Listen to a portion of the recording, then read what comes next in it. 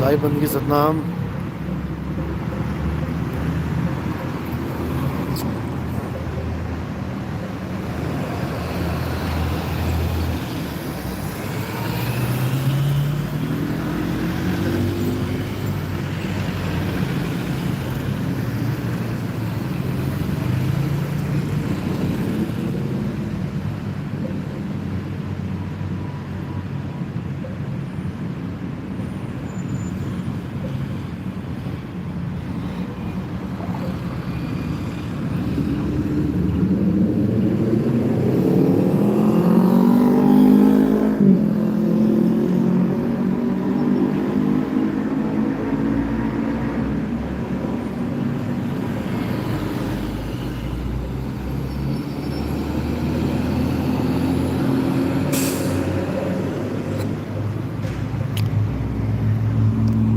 साहिब बंदगी सतनाम।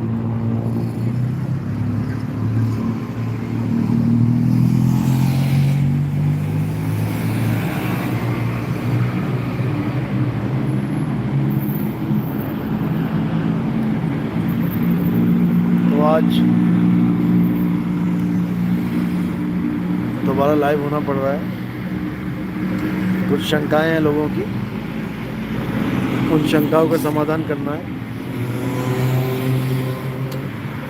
असल में कुछ मैसेज आजकल ग्रुपों में चल रहे हैं, क्योंकि विरोधी पार्टी के पास कुछ और तो रहा नहीं है। कोई ज्ञान की बात तो बची नहीं है उनके पास कि कुछ ज्ञान समझाएं किसी को, क्योंकि उनके पास जो ज्ञान का पिटारा था वो तो खुल चुका है।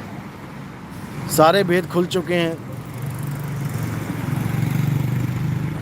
सब कुछ समझ में आ चुका है लोगों को कि क्या सत्य है क्या असत्य है। अब उनके पास रह गया है केवल एक ही चीज़ कि कैसे भी इसको बंदे को बदनाम करो, इसको झूठा सिद्ध करो। उसके लिए इन्होंने क्या पैतरा अपनाया है, क्योंकि नए भोले जीव होते हैं, नहीं समझ पाते हैं। उन्होंने क्या पैतरा अपनाया है। आप लोग का आवाज़ तो साफ सुनाई दे रही है ना मेरी, क्योंकि अभी मैं रोड पे आ गया था, तो मैंने कहा यहीं से एक लाइव सत्संग दिया जाए। आवाज़ सही आ रही है तो कमेंट करें।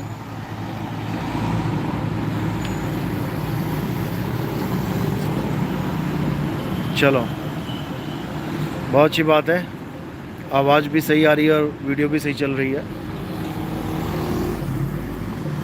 तो बहुत से लोग क्या कर रहे हैं आजकल, क्योंकि और कुछ तो बचा नहीं है, उनसे कहो कि ज्ञान ज्ञान की बात करो, ज्ञान चर्चा करो, वहाँ पर तो वो फेल हो जाते हैं। अब वो केवल एक ही बात के पीछे पड़े हैं कि कैसे भी नितिन दास की बात को झूठा साबित करें। उदाहरण के लिए, जैसे एक वीडियो में मैंने बोला था, मैंने कहा था कि आत्मज्ञानी को किसी के सामने आने की ज़रूरत नहीं पड़ती। जो आत्मज्ञानी होता है उसको अपना चेहरा दिखाने की भी ज़रूरत नहीं होती है। वो अपनी आवाज़ से ही वो सारी दुनिया को पलटने की ताकत रखता है। यानी उसकी आवाज़ को सुनकर ही, उसके ज्ञान को सुनकर ही बड़े बड़े गुरुओं के तख्ते पलट हो जाते हैं। उसको सामने आने की ज़रूरत नहीं है। और ये मैंने बिल्कुल सच कहा था, इसमें 1% भी दुविधा नहीं है, शंका नहीं है। तो इन लोगों ने क्या किया, इन लोगों ने एक क्लिप बना दी छोटी सी। पहली बात तो याद रखना कि ये छोटी छोटी क्लिप ही बनाते हैं। इनके बस की बात नहीं है कि पूरी वीडियो या पूरी कॉल किसी की सुनवाएं, इनके बस की बात नहीं है। ये पूरी कहानी में से एक छोटा सा क्लिप दे देंगे जिसमें कुछ ऐसी बात बोली होगी जो आपको लगेगा अरे भाई ये तो तबाही मचा दी नितिन दास ने। तो इन लोग के बस की बात कुछ भी नहीं है। इन लोगों ने क्या किया, एक वीडियो बना दी, ऑडियो क्लिप, जिसमें मेरी ही ऑडियो चल रही है। मैं ही बोल रहा हूँ कि आत्मज्ञानियों को किसी के आगे आने की ज़रूरत नहीं पड़ती, वो खुद ही अपनी आवाज़ से ही वो सबको समझा देता है। और ये बिल्कुल सत्य है कि मैंने भी किसी के सामने नहीं आना था। मुझे किसी के सामने आने की ज़रूरत ही ना पड़ती सारी उम्र, क्योंकि मेरे मन में कभी था ही नहीं कि मैं गुरु बनूं। मेरे मन में कभी ये था ही नहीं कि मैं कोई गुरु बनूं या गद्दी संभालूं। भाई, ना तो यहाँ मैं गुरु बनने आया था और ना ही यहाँ मैं कोई गद्दी संभालने आया था। ये बात जो मुझे जानते हैं लोग, वो अच्छी तरह समझ सकते हैं, जो मेरे साथ कनेक्टेड हैं लगभग 12 सालों से, क्योंकि वो जानते हैं कि उन्होंने कितनी बार गुरुजी को बोला कि इसको लंगोटी दे दो, यानी इसे गुरु पद दे दो, और गुरु ने कितनी बार लोगों को बोला कि मैं तो कह कह के थक गया, ये लंगोटी लेने को तैयार नहीं होता, ये गुरु बनने को तैयार नहीं होता। ये बिल्कुल सत्य बात है। आप चाहो तो उन लोगों से भी पूछ सकते हो जो 12 साल से, 10 साल से, 8 साल से, 6 साल से हमारे पंथ से जुड़े हुए हैं। आप उनसे पूछ सकते हो। यहाँ तक कि मैंने गद्दी पर ना बैठने की कसम भी खा रखी थी। गद्दी पे इन द सेंस किसी आश्रम की गद्दी पे, कि बड़े बड़े आश्रमों की कोई गद्दी हो, उसके ऊपर मैं जाके बैठ जाऊं और दुनिया उस गद्दी पे बैठे हुए महात्मा को माथे टेके। भाई, ये नितिन दास की डिक्शनरी में वर्ड ही नहीं है, ऐसा कोई काम ही नहीं है। मैं तो उन गुरुओं के भी खिलाफ हूं जो गद्दियों पे तो बैठ गए, लेकिन उनको पता नहीं है गद्दी पे बैठा क्यों जाता है। जो गद्दी पे इसलिए बैठ गए कि अब दुनिया सलाम ठोकेगी, जो हमारे आगे दादा गुरु परदादा गुरुओं ने जो संगत बनाई है, वो फ्री में आके मुझे माथे टेकेगी, मेरी आरती करेगी, मुझे चंदा चढ़ाएगी, पैसा देगी। अपनी लाइफ तो हो गई ईजी। अब कोई हमें काम करने को नहीं बोलेगा, कोई ये नहीं बोलेगा जाओ खेत में लहसुन खोद लो, आलू खोद लो, चावल डालो, वहाँ पे धान लगाओ। अब कोई नहीं बोलेगा। यानी अब हमारी लाइफ हो गई राजाओं वाली। भले हम साधु कहला रहे हैं, लेकिन अब हमारा राज चलेगा। ऐसा सोच के भी कुछ लोग गद्दी पे हक जमाने की कोशिश करते हैं और सफल भी हो जाते हैं। ऐसा नहीं है कि सफल नहीं होते, सफल भी हो जाते हैं। हमारे आश्रम के 4 गद्दियाँ चल रही हैं मदन साहिब के पंथ में। उनमें बहुत से ऐसे हैं जो इसी काम के लिए बैठे हुए हैं, गद्दियों के पीछे लड़ रहे हैं, पॉलिटिक्स कर रहे हैं, राजनीति कर रहे हैं गद्दी पे बैठने के लिए। जो बूढ़े बूढ़े महात्मा जिनको गद्दी पे बैठाना चाहिए था, जो अनुभवी महात्मा हैं, वो बेचारे मुंह देख रहे हैं, हुक्म मान रहे हैं उन लोगों का जो अभी अनुभव प्राप्त भी नहीं कर पाए हैं, जो अंदर से खाली घड़े हैं। उन लोगों का हुक्म मानना पड़ रहा है, उन महात्माओं को जो 50-50 साल से भक्ति कर रहे हैं। ये होती है राजनीति, आश्रमों में चल रही राजनीति। जब गद्दी समारोह होता है, जब गद्दियां दी जाती हैं, तो लठधारी लोग बुला दिए जाते हैं, लाठियां लेके खड़े हो जाते हैं, क्योंकि जिसकी लाठी उसकी भैंस। जिसको बैठाना होता है गद्दी पे, उसके समर्थक लाठियां लेके खड़े हो जाते हैं। पुलिस तक बुलवा ली जाती है कि कोई आवाज़ ना उठाए हमारे खिलाफ। ऐसा ही होता आया है ज़्यादातर आश्रमों पे। और ऐसे महात्मा भी हैं जो महात्मा बन के तो बैठ जाते हैं, उसके बाद आश्रम की ज़मीनों को बेच देते हैं। और किसको पकड़ा देते हैं वो पैसा? अपने चाचा, अपने भतीजा, अपने बिटवा को, अपने जमाई को। क्योंकि ये लोग साधु नहीं है भाई, ये स्वाधु लोग हैं। इन्होंने ये देख लिया सारी उम्र काम करूंगा तब भी, सारी उम्र मेहनत करूंगा तब भी 50 लाख इकट्ठा नहीं कर पाऊंगा, और किसी साधु संत महात्मा की जमीन पे जाके बैठ जाऊं, गद्दी हथिया लूं, बढ़िया वाहवाही भी होगी, पैर भी दबाएगी दुनिया आके, और करोड़ों की जमीन का मालिक बन बैठूंगा। और अगर बाय चांस वो जमीन कबीर साहब के नाम पे या किसी अन्य ऐसे महापुरुष के नाम पे ना हो जो इस दुनिया से जा चुका है, तो ये लोग 2 मिनट नहीं लगाते जमीनें बेचने में। अब किसका नाम लूं? जिसका नाम लूंगा वही खिलाफ खड़ा हो जाएगा। खुद जाओ, खुद पूछो, देखो इन महात्माओं ने क्या क्या कर रखा है, जो महात्मा लिखवाते हैं अपने नाम के आगे, और काम कैसे कर रखे हैं। एक दूसरे के चेलों को तोड़ना, एक दूसरे के आश्रम पे जाके चेलों को भ्रमित करना कि अरे तू किस गुरु के चक्कर में पड़ गया, ये तो अधूरा है, ला मैं तुझे पूरा ज्ञान देता हूँ, जबकि दोनों एक ही गुरु के चेले। ये सब मैं अपने मदन साहिब के पंथ की बात कर रहा हूँ। आप जाके देखो तब समझ में आएगा कि क्या खिचड़ी पक रही है। 10 साल तक यही खिचड़ी खाई है मैंने भी, लेकिन अब नहीं खाएंगे भाई। बहुत उम्मीद थी कि इन लोगों में सुधार होगा। 10 साल हो गए, 10 क्या 12 साल हो गए। 2022 आ गया, 2010 से लगा हुआ हूँ मैं समझाने इन लोगों को, लेकिन इन रब के बंदों के समझ में नहीं आया। तो मरता क्या ना करता, अब संगत तो खराब करनी नहीं है। जिसको भी भेजो नाम दीक्षा के लिए, वही बेरंग लिफाफे की तरह वापस आ जाता है।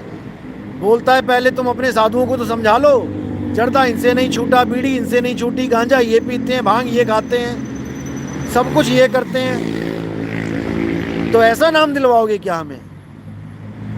तो गर्दन नीचे हो जाती है।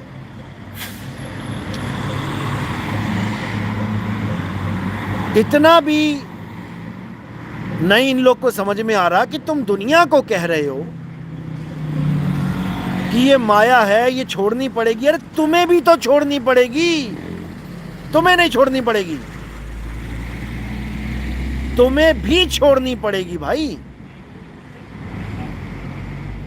यहां तक बुरा हाल हो चुका है कि अब एक दूसरे की जमीनें, अब एक दूसरे का आश्रम हड़पने के चक्कर में भी बैठे हैं लोग।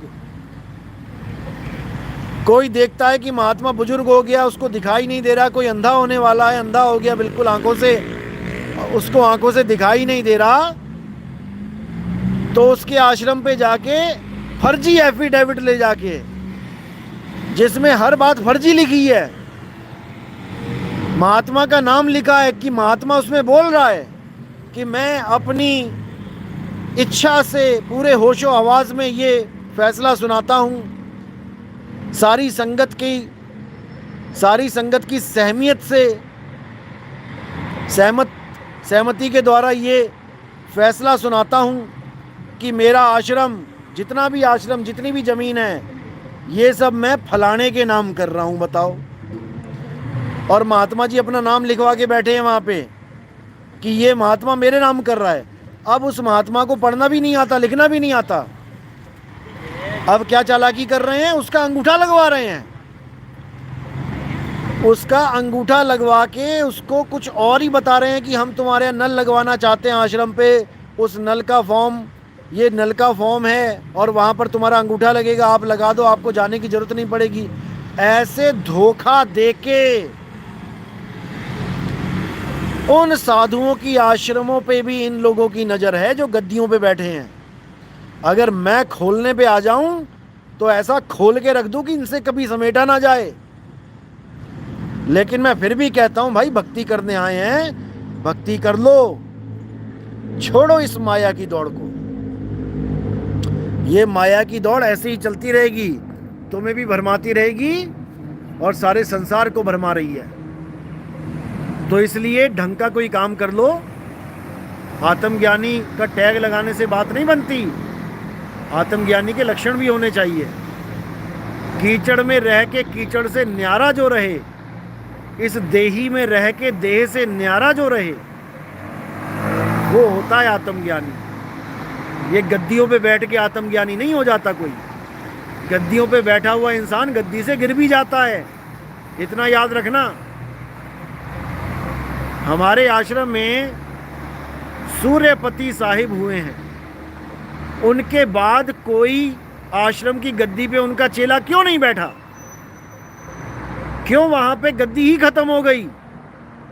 क्यों राम सेवक साहिब को दूसरे आश्रम से यहां आना पड़ा, दिलीपपुर से? उनको आके हमारा आश्रम बसाना पड़ा, क्यों भाई? क्या कमी थी? जवाहरपति साहिब ने आश्रम की स्थापना करी, क्या कमी छोड़ी उन्होंने ज्ञान में, क्या कमी छोड़ी उन्होंने अध्यात्म में? फिर ये जर्जर अवस्था में क्यों हो गया आश्रम? क्यों इस पे किसी महात्मा को नहीं बैठाया गया आगे? क्यों कहीं और से आके हमारे दादा गुरु को यहां आना पड़ा, ये बसाना पड़ा? क्योंकि उस वक्त भी राजनीति चली थी और मुझे लग रहा है कि अभी भी वो राजनीति चल रही है जो नहीं होनी चाहिए। और ये राजनीति बहुत खतरनाक चीज है, इतना याद रखो। जो भी आदमी इस राजनीति में पड़ गया वो मुक्त तो नहीं हो सकता। इसीलिए कबीर साहब ने अपनी वाणी में बोला था कि एक ऐसा पंथ चलाऊंगा जब सारे संसार को सत्य का ज्ञान होगा। सारे भगत राजनीति को समझ जाएंगे कि राजनीति क्या होती है और योग क्या होता है। क्योंकि आश्रम में हम योग यानी कि जोड़ने आए हैं। किसको? अपनी सूरत को शब्द से। हम भेद लेने आए हैं, ना कि हम राजनीतियां करने आए हैं इन आश्रमों पे। ये राजनीति कबीर साहब ने बोला है खत्म कर दी जाएगी।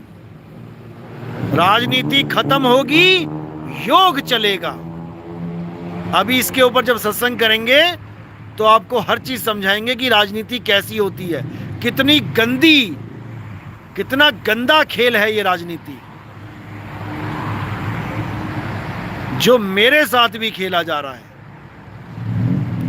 लेकिन इन लोग को पता नहीं है कि पाला किससे पड़ा है। इन लोग को इतना ही पता है कि अगर कोई साधु हो गया, किसी ने लंगोटी ले ली, तो वो हमारा सदा के लिए गुलाम हो गया। इस गलत फहमी को भी दूर कर दिया जाएगा इस बार कि कोई किसी से नाम ले ले या कोई किसी से लंगोटी ले ले तो वो उसका गुलाम हो जाता है। ये भरम भी तोड़ देंगे इस बार। 600 साल पहले भी भरम तोड़ा था, जब काशी छोड़ के मगहर चले गए थे, तब भी जीवों के भरम तोड़े थे।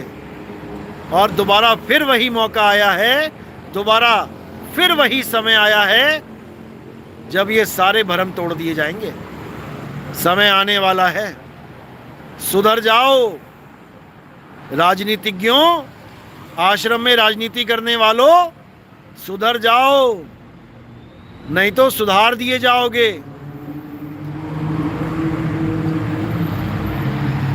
तो बात चल रही थी कि नितिन दास कह रहा था कि आत्मज्ञानी को अपनी शक्ल दिखाने की जरूरत नहीं पड़ती। बिल्कुल सही बोला, और मैं आज भी यही बोलता हूं। जो आत्मज्ञानी है उसको शक्ल दिखाने की जरूरत नहीं है। वो अपनी आवाज सुना के, अपने वचन से ही वो सामने वाले को पलट के रख देता है।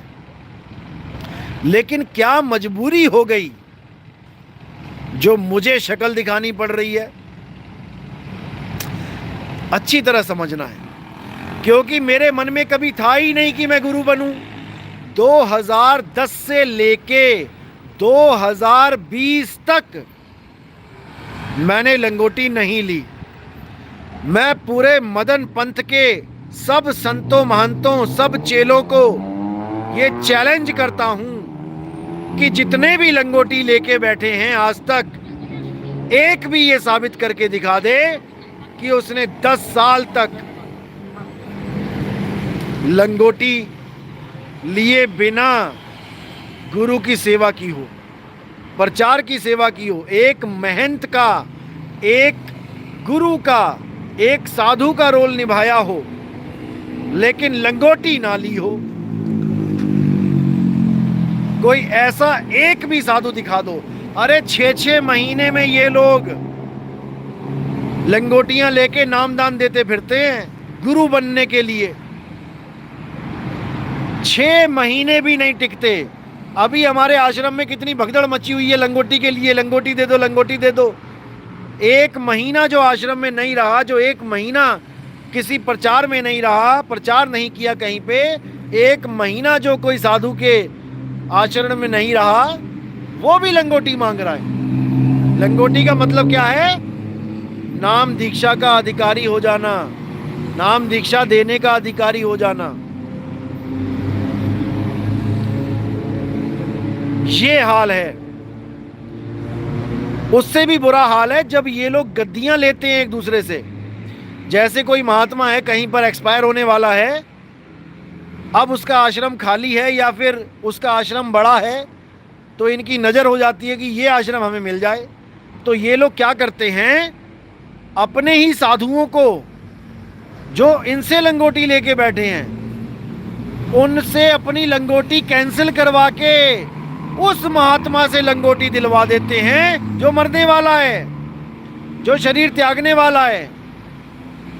अपनी लंगोटी खुलवा के उसकी पहनवा देते हैं और कहते हैं अब तू उसका चेला हो गया, जा संभाल ले। क्योंकि अपना बंदा है, कह दिया उसको संभाल ले। 50 बीघा, 100 बीघा, 1000 बीघा कब्जे में आ गया। अब वहाँ की सारी फसल पे किसका कब्जा है? जिसने वहाँ पे लंगोटी पहनवा के बैठाया है, उस गुरु का कब्जा हो गया। ये सब कब्जे करने के लिए बैठे हैं। नहीं तो अपने गुरु की लंगोटी पहन उतार के कौन गद्दी के लिए दूसरे की लंगोटी पहने? अपने बाप को छोड़ के दूसरे को अपना बाप क्यों बोल दे? गद्दी के लिए, आश्रमों के लिए। और एक नहीं 1000 दिखा दूंगा मैं जो ये राजनीति खेलते हैं केवल गद्दियों के लिए, पैसे के लिए। क्योंकि धान बिकेगी 2 लाख की, गेहूं बिकेगा 5 लाख का, बैठे बैठाए लखपति बन गए। ये सब राजनीति खत्म कर दूंगा इस बार, याद रखना। केवल भक्ति चलेगी, केवल भक्ति। भूल जाना कि गद्दी मिल गई तो तुम परमात्मा बन बैठे। यहाँ 36 परमात्मा जेल में बैठे हैं ऐसे गद्दी वाले।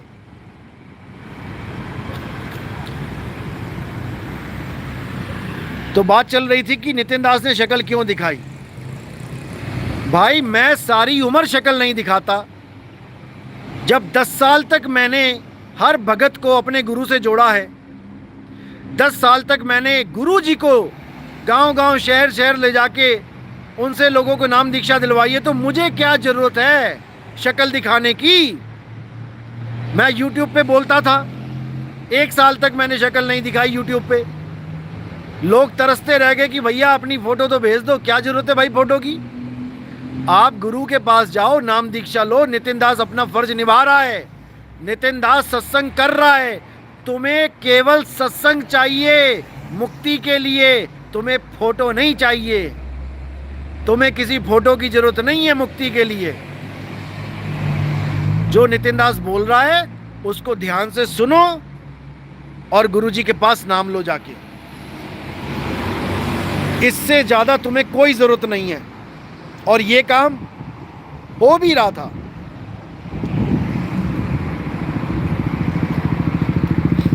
ये काम हो भी रहा था बिल्कुल सही तरीके से, बहुत बढ़िया तरीके से हो रहा था। किसी को कोई प्रॉब्लम नहीं थी। हमारा सत्संग सुनते थे और सत्संग सुन के सीधे आश्रम में जाके नाम दीक्षा लेते थे। क्या दिक्कत है? लेकिन जब तक तो लोग कम थे तब तक तो कोई दिक्कत नहीं थी। लेकिन जब वहां भीड़ बढ़ने लगी, जब वहां भीड़ बढ़ने लगी तब राजनीति चालू हो गई। क्यों? क्योंकि अब लोग आने लगे। अब लोग आने लगे तो दान चंदा बढ़ने लगा। अब सब महात्माओं की नज़र, महात्मा बोलना पड़ रहा उन लोगों को, भंगेड़ियों की नज़र, उन भंगेड़ियों की नज़र पड़ गई पैसे पे कि भाई अब तो नोटों की बारिश होगी। अब दिक्कत ये हो रही थी वहाँ पे कि भंगेड़ियों को मिल रहा था 100 रुपया, 50 रुपया, और नितिन दास को जो अभी साधु हुआ भी नहीं था, लंगोटी ली भी नहीं थी, नितिन दास कहाँ भी गुरुजी को ले जाना चाहते हो ले जाओ, पैसों में कोई कमी नहीं होनी चाहिए, किराए भाड़े में कोई कमी नहीं होनी चाहिए, पूरे विश्व में ये प्रचार होना चाहिए। लोगों की भावना तो ये थी जो मेरी सपोर्ट करते थे, क्योंकि हमारे ही सत्संग सुन के आए हैं, हमारी सपोर्ट करेंगे और किसकी करेंगे? भंगेड़ियों की करेंगे, ताकि 1500 बने उनका और जाके भांग पी लें, गांजा पी लें। जो अपने आश्रम को, जो अपने गुरुद्वारे को नहीं बख्शा, जिन्होंने अपने गुरुद्वारे के अंदर गांजा लेके आते हैं, भांग पीते हैं, तंबाकू लेके आते हैं, वो कब किसी और की भावना को समझेंगे भाई? जिस गुरु ने अपने आश्रम को छोड़ के, बड़ैया के आश्रम को छोड़ के, मैं जवाहरपति साहिब की बात कर रहा हूं, आप जाके हिस्ट्री पता करो, जवाहरपति साहिब क्यों बड़ैया आश्रम छोड़ के आए थे, क्या कमी थी वहां पे, क्यों उस आश्रम को किनारे कर दिया उन्होंने? जो लोग बोलते हैं कि सबसे बड़ा आश्रम बड़ैया आश्रम है, अरे जवाहरपति ने साहिब ने क्यों अलग कर दिया उसको अपने जीवन से? उसको भी गुरुद्रोही बोल दो, क्योंकि ये आश्रमों में राजनीति चलती ही आई है, और जो भी सच्चा संत होगा वो इस राजनीति से अलग हो जाएगा। उसे किसी राजनीति से कोई मतलब नहीं है, वो इस दुनिया में भक्ति करने और करवाने आया है, वो किसी आश्रम का गुलाम नहीं है कि किसी आश्रम का गुलाम है। उसके अपने कंधे इतने मजबूत हैं कि किसी और के कंधों की जरूरत नहीं है उसको। लेकिन इन लोग को नहीं समझ में आता।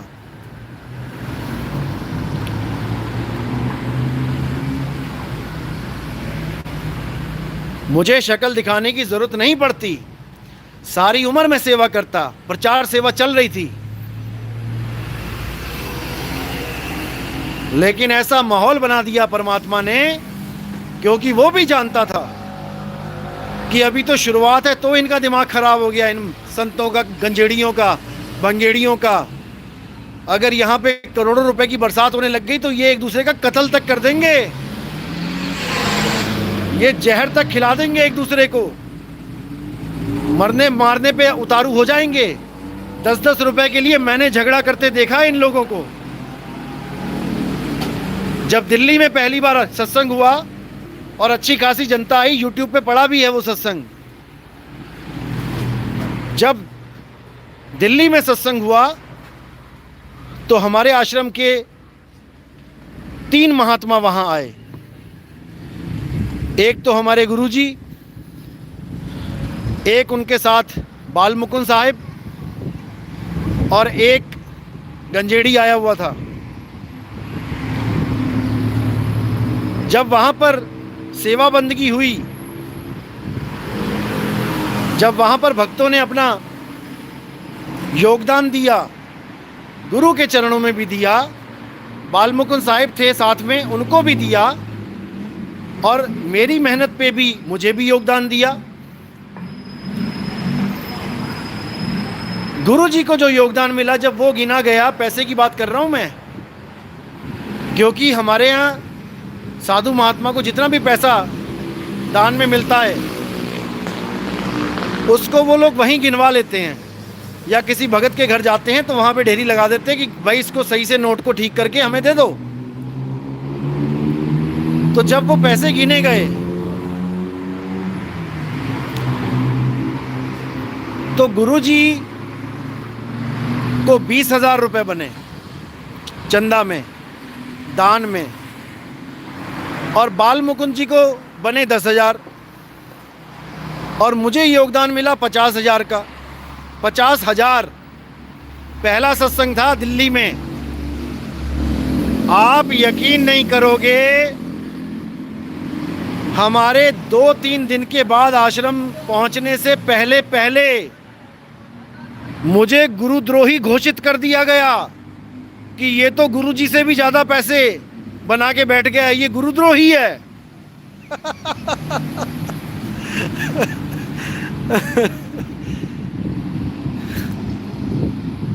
अब ये सब किया किसने? ये उस गंजेड़ी ने किया। क्यों? अगर उसको भी 5-7 हजार बन जाते तो वो शांत रहता। वॉकिंग। तो अगर उसको भी 5-10 हजार बन जाते तो वो भी शांत रहता। लेकिन उसको बने केवल 100 रुपए। अब 100 रुपए क्यों बने? क्योंकि जिसने दिल्ली वाले भगत ने प्रोग्राम अरेंज किया था, उसने केवल 100 रुपए विदाई रखी सब संतों की। जिन जिन को बुलाया उसको एक चादर दी और 100 रुपए दे दिए। अब उसको तो 100 रुपए ही मिलने थे। अब उसको इतनी टेंशन हो गई, जब नोट गिने गए तो वो साथ ही बैठा था। अब वो देख रहा था कि बालमुकुंद साहिब को कितने बने, गुरुजी को कितने बने, नितिन दास को कितने बने। और उसने हमारे पहुंचने से पहले ही, आश्रम पहुंचने से पहले ही उसने ये टैग लगा दिया कि नितिन दास गुरुद्रोही है, ये 50 हजार बना के बैठा है और गुरुजी को केवल 20 हजार बने और बालमुकुंद को केवल 10 हजार। जिसकी वीडियो भी बनी हुई है। आश्रम में जब इस बात पे चर्चा हुई तो कुछ भक्तों ने वीडियो भी बनाई थी, अगर मिलेगी तो वो भी दिखा देंगे। तो कहने का मतलब ये है कि क्या बोलूँ मैं, अगर बोलता भी हूँ तो मुझे शर्म आती है, क्योंकि कपड़ा ऊपर उठा रहा हूँ तो अपना ही पेट दिखाई दे रहा है।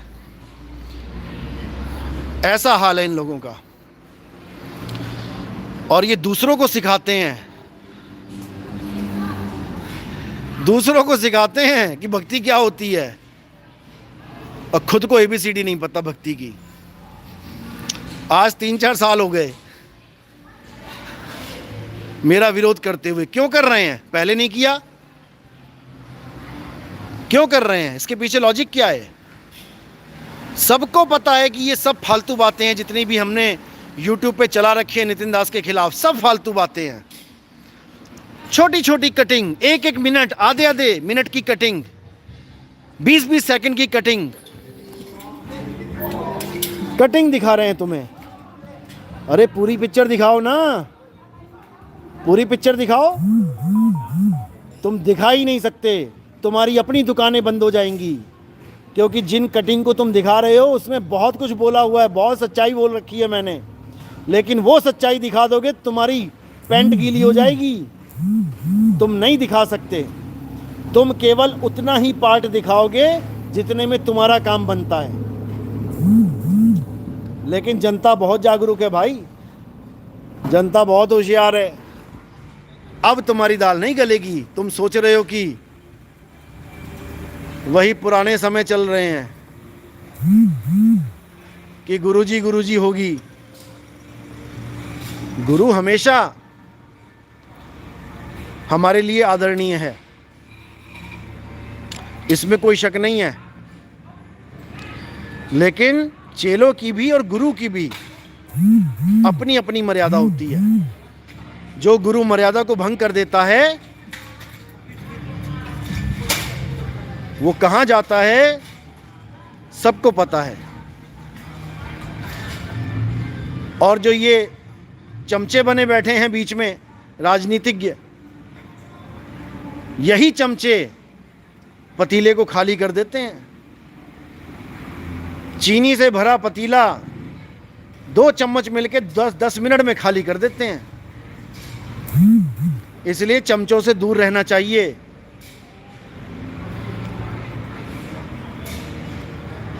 मुद्दे पे आते हैं। मुद्दा ये था कि नितिन दास को शक्ल दिखाने की जरूरत क्यों पड़ी।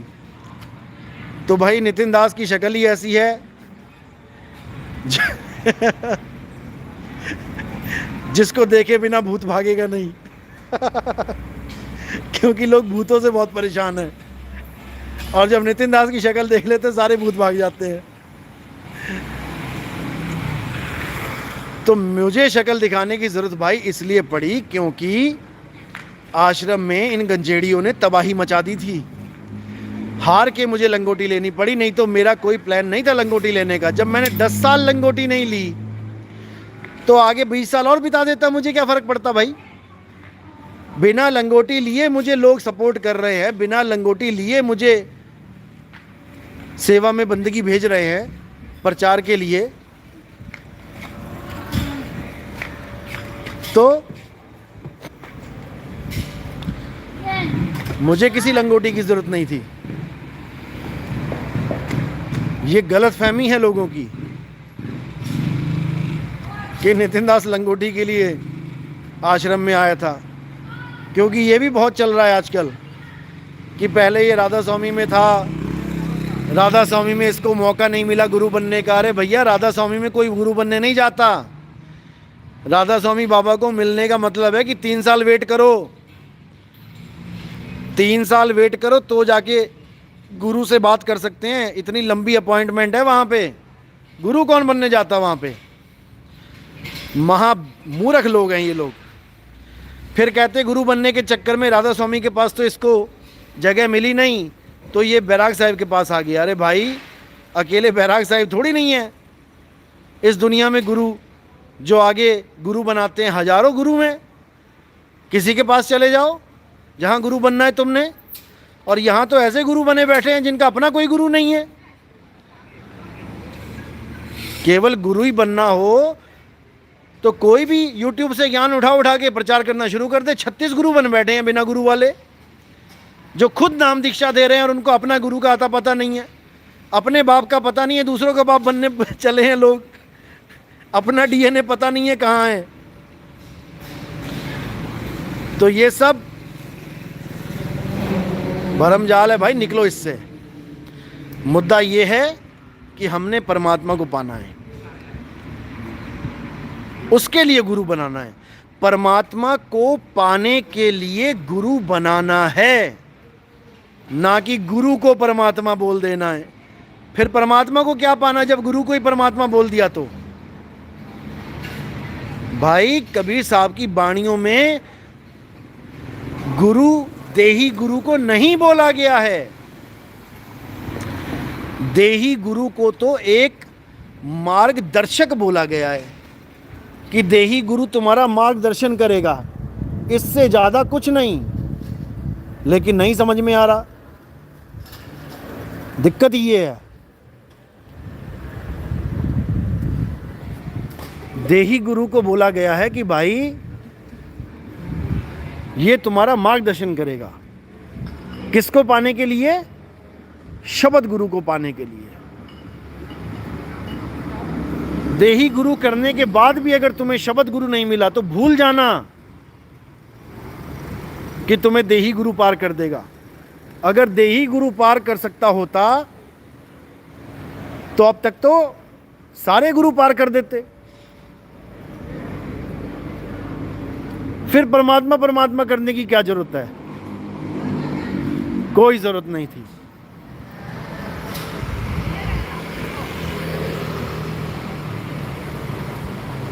चलो, अब थोड़ी रात ज़्यादा हो गई है, निकलने का समय हो गया है। बाकी क्लास कल लगाएंगे। तो इसी के साथ वाणी पे विराम देता हूँ। उम्मीद है पता लग गया होगा कि शक्ल क्यों दिखानी पड़ी है। और उन लोगों को भी ये वीडियो भेज देना जो ये ऑडियो बना के भेजते हैं कि देखो नितिन दास पहले कुछ बोलता था, अब कुछ और बोलता है। ठीक है। सतनाम साहिब बंदगी। जय बंदी छोड़, जय सतनाम साहिब सतनाम।